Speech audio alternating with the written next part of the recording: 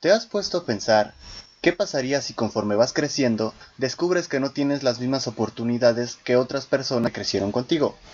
Que poco a poco tu estatus económico o social hacen que caigas hasta el fondo de una cadena que llamamos mundo laboral. Hola, yo soy Beto Quetzal y hoy vamos a hablar de las oportunidades laborales y el fenómeno de la combi. Bienvenidos a su podcast, comenzamos.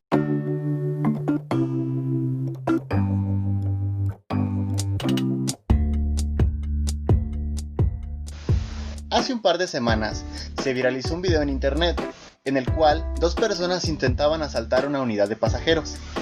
En dicho video podíamos observar que un error de planeación llevó a que uno de los dos asaltantes quedara como Yamcha después de haber recibido una macroputiza a manos de los aibaimanes. Este tema fue de interés popular y toda esa semana vivimos entre memes, videos divertidos y muchos juicios de valor que dejaban ver que nuestra sociedad está dividida en dos cuadrantes. Un sector que celebraba la acción y que refleja la desesperación del pueblo al no tener respuesta de las autoridades, y otro sector que, por el contrario, piensa que la única víctima es el señor asaltante, que al no tener otra opción por la falta de oportunidades laborales, solo le queda ganarse el pan robando. Pero para entender estas posturas debemos irnos muchísimos años en el pasado. Y bien, primero hay que dejar algo muy claro. En toda la historia de México independiente e incluso en la Nueva España, nunca hemos tenido aquello que llamamos igualdad de oportunidades. Pero para fines prácticos, vamos a hablar del periodo histórico que vivió el país a partir de los años 80. En aquellos años, el país era azotado por la pobreza y la desigualdad. O sea, como ahora, pero sin Instagram. Durante el sexenio de José López Portillo, el país experimentó una crisis económica enorme que generó desempleo y mucha desesperación. A los mexicanos se les planteaba un panorama laboral no muy bueno, el cual estaba dividido en dos secciones, las cuales llamaremos el camino fácil y el camino difícil. El camino difícil, en su primera instancia, consistía en buscar un empleo moderadamente bien pagado y amarrarse la voluntad para seguir adelante, obligando a muchos matrimonios de la época a tener que salir a trabajar, algo que en esos años no era muy bien visto.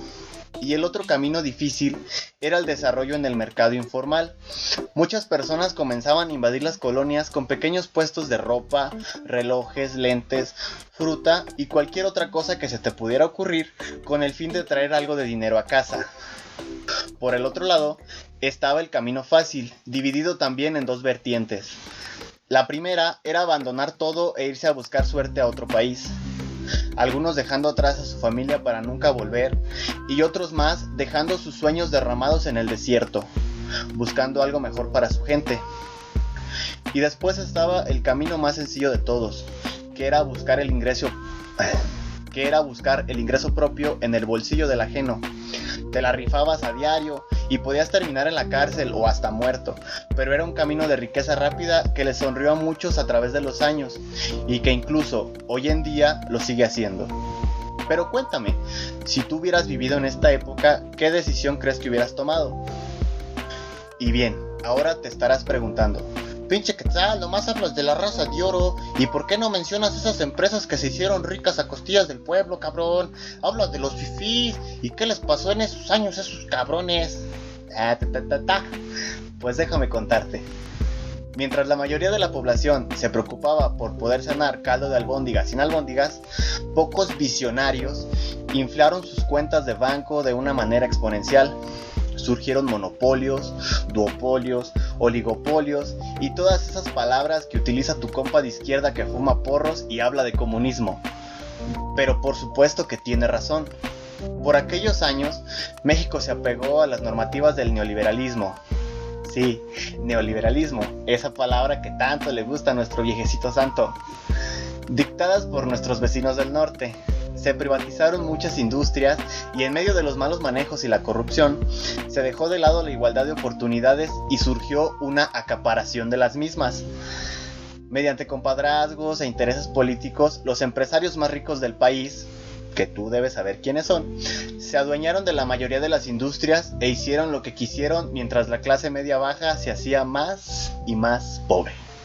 Dos son los factores más importantes que han llevado al mexicano a no tener una igualdad de oportunidades, pero no solo en el ámbito laboral, también en el ámbito económico, educativo e incluso en el social. En palabras de Tenoch Huerta, un conocido actor mexicano, la magia del racismo y clasismo en México es que no lo vemos, ni siquiera lo notamos. Cuando alguien nos lo señala, nos enojamos. La mayoría de nosotros vivimos en una burbuja social que se rompe de golpe y nos muestra nuestra realidad el día que visitamos un extracto social que no es el nuestro. En ese momento nos damos cuenta que hay algo diferente, que existe una división invisible, que no se ve igual al güero que al moreno, no se ve igual al de la Condesa que al de Apatlaco. En mi ciudad, por ejemplo, puedes convivir en paz y armonía con gente del Andrade o de León Moderno, pero debes desconfiar de la gente de San Miguel. Como dirían los señores, no muchacho, no te metas a San Mike, porque allá hasta los perros traen cuchillo. Y así te das cuenta que a lo mejor te negaron algo o ganaste algo por el simple hecho de tener un tono de piel o una clase social alta o baja.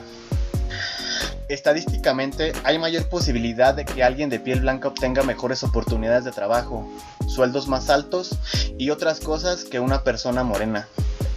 Socialmente existe una concepción que el exitoso, el fresita o el mamón siempre tiene que ser el güerito desabrido, mientras que el fracasado, el ñero o inclusive la rata tiene que ser de piel morena. Pero, ¿te has preguntado por qué? Siendo yo un niño asmático que no podía salir a jugar, casi todo el día me la pasaba viendo televisión. Y parte de mi educación, como en la mayoría de los mexicanos, fue dada por las televisoras del país. En un canal veíamos Pokémon y en el otro Digimon, Sailor Moon y Sakura Card Captor, Dragon Ball Z o Los Caballeros del Zodiaco, pero entre todo este mar de caricaturas presentaban una barra de telenovelas, algunas de niños, jóvenes y adultos, donde continuamente se mostraba la vida de vecindad, la cual era pintada muy colorida y muy bonita. Gente noble que hablaba con un acento chilango supermarcado, representando la nobleza del caído, aceptando que la mayoría de la gente de bajos recursos eran muy pobres pero muy honrados, no como esos mendigos rotos fufurufos. Te decían que el rico siempre era el malo, que era muy cruel y que aplicaba la del que no tranza no avanza. Y siempre la interacción de ambas clases sociales se destinaba a mostrarle valores de humildad al rico y hacerlo más humano. La televisión se encargó de glorificar los valores y la humildad del pobre, esa gente luchona, que a pesar de no tener la gran cosa, son compartidos con los demás y le echan chingadazos para sacar a su bandera adelante. Lo preocupante de glorificar la pobreza es que se crea una concepción errónea. Se supone que el pobre es feliz siendo pobre y que es pobre porque quiere. Dirán los fresitas, míralo güey, es tan humilde, vive sin preocuparse, qué vida tan padre, ¿no paps? Sin embargo, no saben que la falta de oportunidades los lleva a soportar una vida así, y que si quieren crecer y salir de la pobreza, la misma sociedad se encarga de negarles todo, porque pues así son felices, ¿no? Yo veía lo bonito de la pobreza en la televisión, pero cuando salí al barrio todo era muy diferente. Había personas drogándose en la calle. Escuchaba cómo las pandillas se peleaban y gritaban cosas mientras piedras rompían los cristales de las casas. Pero todo empeoró cuando en vez de pelear una esquina, peleaban por la posesión de drogas. Y las rocas comenzaron a convertirse en balas. Y esa magia de la nobleza del pueblo que se mostraba en la novela de las 4 se diluía junto a la sangre del hijo de la vecina que mataron anoche porque andaba en malos pasos. Desaparecía junto al miedo que sentí cuando un valedor me puso una varilla en el costado y me dijo, túmbate hijo de tu puta madre. Pero quién sabe, a lo mejor ese valedor, al igual que tú y que yo, de niño veía aventuras en el tiempo o veía Vivan los niños y pensaba que todo sería mágico al crecer, sin saber que este país con desigualdad de oportunidades le negaría un trabajo digno, le voltearía la cara para seguir estudiando y a lo mejor su familia disfuncional o los problemas del hogar lo orillarían a vivir en la calle, ganándose el pan de las limosnas y los favores. Pero con los años crece la necesidad. A lo mejor el dinero ya no le alcanzaba. Y un día, con la sangre helada por el miedo, decide empuñar un cuchillo y robar su primer cartera. Con suerte saldrá para la semana, pero este miedo constante lo puede llevar a probar las drogas. Y sí, esas drogas cuestan más que su propia comida.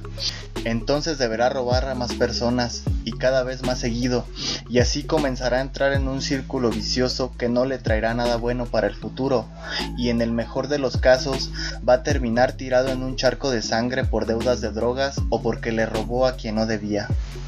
Todos los días personas con necesidades enormes pero con escasas oportunidades deciden tomar el camino fácil. Y como dice el conocido youtuber de política, a mí me dicen Muñe, este sistema está produciendo mexicanos que nacen en la pobreza, crecen en la pobreza extrema y que por falta de educación mueren sin haber salido de ella. Y lo más preocupante es que las empresas que llegan a México se benefician porque cada vez los mexicanos están dispuestos a hacer más cosas por menos dinero. Ahora hablemos del otro lado de la moneda. Ese pueblo que fue alcanzado por las palabras de Muñe y que se parte el lomo todos los días en una armadora de autopartes japonesa. Ese pueblo que sigue comiendo caldo de albóndigas sin albóndigas. Esos hombres y mujeres que a diario usan el transporte público con el miedo de escuchar: órale mi gente, ya se la saben, celulares y carteras, y que nadie se ponga pendejo o le suelto un plomazo. Esa raza que a diario busca una vida mejor. Es justificable que estemos molestos con un sistema policial que come tortas, que llega tarde a los crímenes y que son muy buenos para decir "por eso joven" y hacer como si nada hubiera pasado.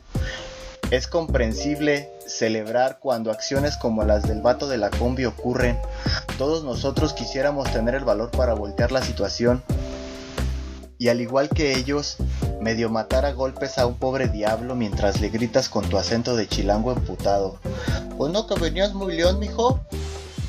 Pero lastimosamente esa no es la solución del problema. ¿Qué crees tú que podamos hacer para salir de esta situación tan pinche que hasta parece reencuentro de Wisin y Yandel? Pues nuestro viejecito santo tiene mucho que hacer, ¿no? Debe frenar el desempleo, combatir la corrupción y el compadrazgo, debe bajar la canasta básica y pelear contra el sector empresarial para que el incremento del salario mínimo se haga realidad.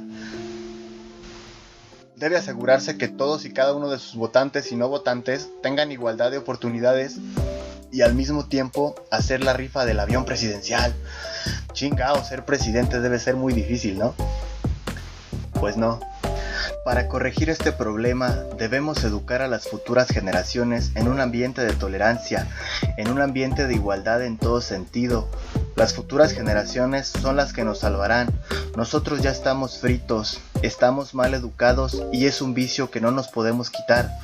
Nuestra esperanza está en las futuras generaciones y de nosotros depende que ellos tengan un México más igualitario, seguro y sobre todo próspero.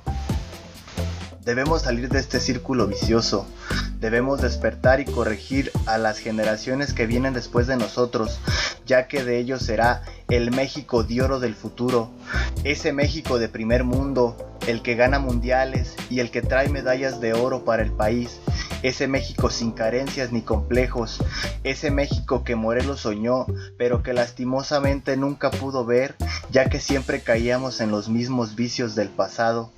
El México del mañana depende de cómo nosotros hoy educamos a los futuros mexicanos. ¿Y tú, qué estás dispuesto a hacer para poner tu granito de arena? Y con esto llegamos al final de nuestro podcast.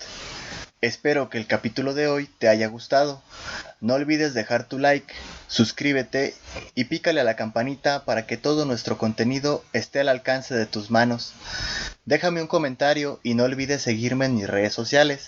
Recuérdalo, yo soy Beto Quetzal y nos vemos del otro lado del silencio.